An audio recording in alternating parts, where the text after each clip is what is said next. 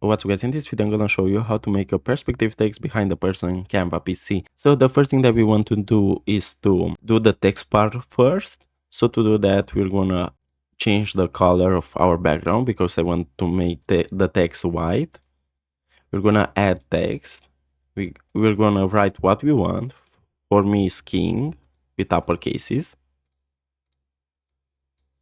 Gonna make it bigger like so. Then I'm going to change the color to white. Then we want to download it, but with transparent background option with Canva Pro. If you don't have Canva Pro, you have to remove the background on internet. You have a lot of sites to do that. So let's check this option and click on download. After it downloaded, we want to remove everything and change the background to white again. Then we're going to go to elements and add our background that we want to use. For this tutorial, I'm going to use this photo.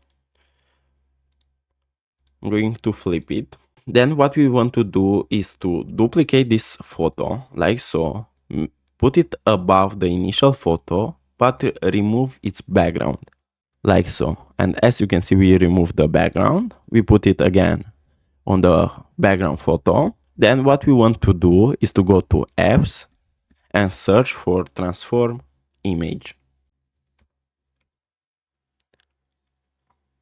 And we're gonna click on transform image. We're gonna choose a file and we're gonna use the text we just made like so. Now we want to change its perspective. We're going to do that right now. I like this. And after you choose your perspective at preview, all you have to do is to add it to design.